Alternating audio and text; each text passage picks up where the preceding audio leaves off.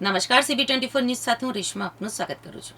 ચૈત્રી નવરાત્રિનો પ્રારંભ 19મી માર્ચની જગત વિખ્યાત યાત્રાધામ અંબાજી ખાતે થયો છે. આ પવિત્ર પર્વ નિમિત્તે મંદિરમાં વહેલી સવારે મંગળા આરતી અને ઘટ સ્થાપના કરવામાં આવી હતી. ગુજરાત અને રાજસ્થાનની સરહદ ઉપર આવેલું અંબાજી દેશના 51 શક્તિપીઠોમાં આદ્ય શક્તિપીઠ તરીકે ઓળખાય છે. નવરાત્રિના પ્રારંભે મંદિરને રંગબેરંગી ફૂલોથી શણગારવામાં આવ્યું હતું, જેના કારણે ભક્તિમય માહોલ સર્જાયો હતો. આ પ્રસંગે મોટી સંખ્યામાં ભક્તો ઉમટી પડ્યા હતા, જેમાં પૂર્વ મુખ્યમંત્રી સ્વ વિજયભાઈ રૂપાણીનો પરિવાર અને પૂર્વ મંત્રી મુકેશ પટેલ પણ જોડાયા હતા. મંગળા આરતીમાં ગુજરાતના પૂર્વ મુખ્યમંત્રી સ્વર્ગીય વિજય રૂપાણીના ધર્મપત્ની, તેમના પુત્ર, પુત્રવધુ અને પૌત્રી ઉપસ્થિત રહ્યા હતા. તદુપરાંત ગુજરાત સરકારના પૂર્વ વનમંત્રી અને સુરત ઓલપાડના ધારાસભ્ય મુકેશ પટેલ પણ દર્શનાર્થે અંબાજી મંદિર પહોંચ્યા હતા.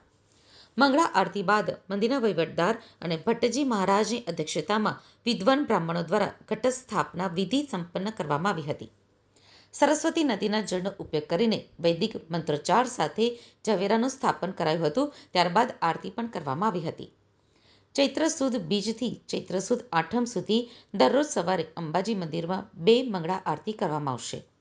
આ પવિત્ર અવસરે વડોદરાથી મોટી સંખ્યામાં બહેનો દર્શન કરવા આવ્યા હતા અને મંદિરના ચાચર ચોકમાં ગરબા રમીને ભક્તિભાવ વ્યક્ત કર્યો.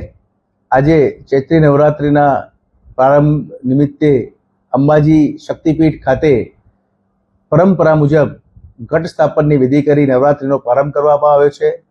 સવારે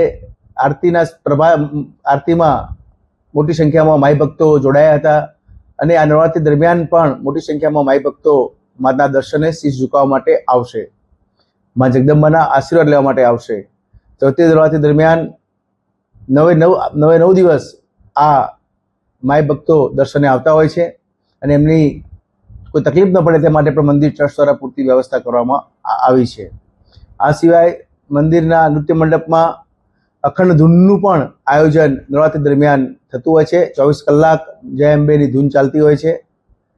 આ સિવાય 21-22 તારીખો દરમિયાન અંબાજી ઉત્સવ શનિ રવિની જે રાત્રે છે સાંજે 7 થી 10 વાગ્યા સુધી અંબાજી ઉત્સવનું પણ આયોજન કરેલું છે, જેમાં માયાભાઈ આહિર, ઇન્દિરાબેન, પ્રકાશભાઈ બારોટ વગેરે મોટા મોટા કલાકારો મા જગદંબાની ભજનો, ગરબાઓ વગેરે ગાઈ અને માની આરાધના કરશે અને મોટી સંખ્યામાં માય ભક્તો આનો પણ લાભ લેવા પધારે એવી આપના માધ્યમથી વિનંતી કરું છું. જય અંબે.